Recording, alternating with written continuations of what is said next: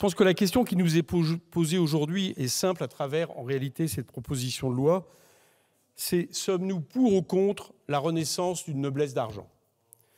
Le texte préparé par nos collègues du groupe GDR et que nous examinons aujourd'hui cherche à apporter avec modération quelques limites aux avantages fiscaux sur les transmissions d'actions d'entreprises, car il y a des abus.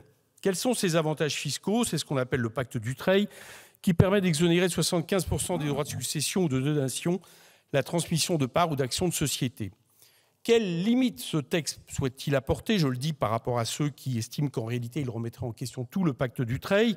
C'est simplement exclure les cas de démembrement entre l'usufruit et la nue propriété d'un bien transmis et simplement limiter l'exonération à 50% au-delà de 50 millions d'actifs transmis, alors qu'on exonère aujourd'hui 75% du total sans limite. Enfin, simplement, contraindre les héritiers à conserver les actions 8 ans et pas seulement 4. 3 modestes limites qui réforment le dispositif sans le remettre en cause, mais toute avancée dans ces directions est bonne à prendre. C'est pourquoi, évidemment, je voterai ce texte. À quoi peut-on voir qu'il y a des abus? Au fait qu'en 2022, il n'y a eu que 5% de Dutreil en succession, mais 95% en donation, donc du vivant des personnes. Donc ça répond déjà à la question des gens qui disent « bon, ça touche notamment ceux qui veulent transmettre leur entreprise, il faut payer les droits de succession, ils ne peuvent pas, etc. » Ce n'est pas de ça dont il s'agit principalement, c'est principalement de la donation. Or, la Cour des comptes considère qu'il s'agit d'un indice de comportement d'optimisation fiscale, et je suis d'accord avec elle. Ce texte va dans le bon sens et doit nous conduire à poser la question, d'une part, des justifications et de l'efficacité de cet avantage fiscal qu'est le pacte Dutreil, mais aussi plus largement à poser la question de la place croissante de l'héritage dans la société française actuelle. Il y a de nombreuses questions à se poser à propos du pacte Dutreil et le Conseil d'analyse économique ainsi que la Cour des comptes y apportent des réponses. Combien coûte cette niche fiscale aux finances publiques? Ce n'est pas le gouvernement qui va nous le dire, parce qu'il n'y a aucune estimation, des estimations très anciennes de 100 millions d'euros.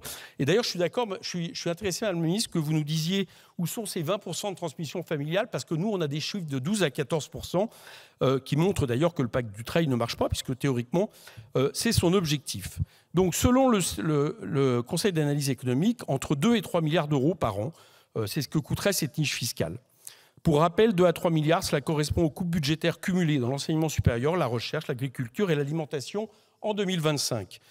Le Conseil d'activité économique ne recommande pas seulement de réformer le pacte Dutreil, mais bien de le supprimer. Ils sont, de ce point de vue-là, bien plus radicaux que notre ami Nicolas Sansu. Imaginez donc ce que ça pourrait financer.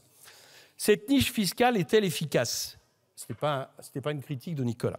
Cette niche fiscale est-elle efficace? On nous raconte qu'il y aurait des effets négatifs si on n'accorde pas ce genre d'avantages fiscaux.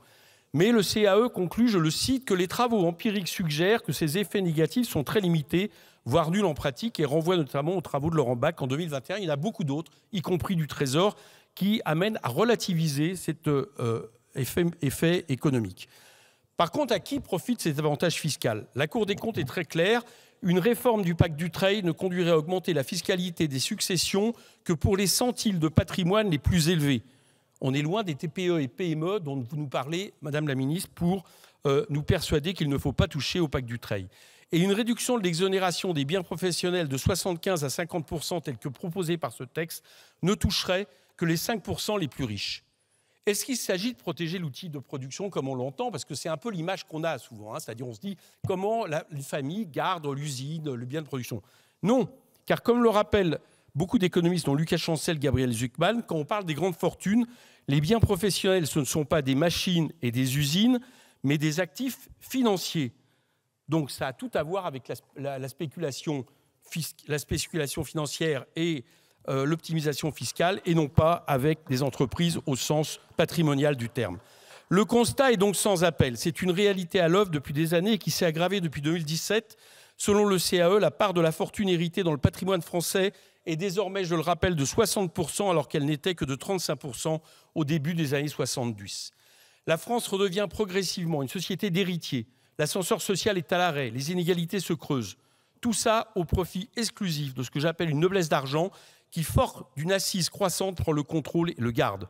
Aujourd'hui, en France, les ultra-riches gagnent fiscalement sur tous les tableaux, de leur vivant, notamment accéléré depuis 2017 depuis les réformes Macron, sur leurs revenus issus du capital et leur patrimoine, et même après cela, en dotant leurs héritiers dans des conditions indues.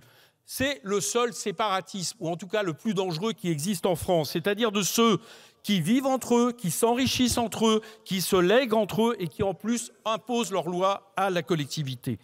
J'imagine donc qu'hormis les députés gagnés à cette noblesse d'argent, tous les autres devraient en bonne logique voter ce texte. Et de ceux qui décideront de voter contre, on sera en droit d'attendre autre chose que des arguments d'autorité, et bien plutôt une technicité du même niveau que celle du CAE, de la Cour des comptes ou encore de notre collègue Nicolas Sansu, qui travaille, je vois que certains se sentent visés, ils le sont, qui travaille sur ce sujet depuis des années. Chers collègues, la renaissance de la noblesse d'argent creuse les inégalités et au même moment, les caisses de l'État se vident à force d'avantages fiscaux concédés sans rationalité économique à cette même noblesse. Il est urgent de limiter les privilèges car aujourd'hui, l'avenir n'appartient plus à ceux qui se lèvent tôt, mais à ceux qui sont bien nés. Je vous invite donc à voter ce texte. Et juste une réflexion par rapport à nos collègues, je sais qu'ils sont sincères. Je pense notamment à Jean-Paul Mattei, je vais le dire très clairement, qui nous disent c'est vrai qu'il y a du vrai dans tout ça, mais il faut attendre quelque part un meilleur outil parlementaire, par exemple le budget. Moi, ce que j'observe depuis 3 ans, c'est qu'au printemps, le gouvernement nous dit il faut toucher le niche fiscal. À l'automne, il n'y en a quasiment plus de touchés, peut-être une ou deux ciblées, et puis passe le budget, on ne vote pas, il n'y en a aucune qui a été faite. Donc il faut voter cette PPL si on veut faire avancer les choses. Merci.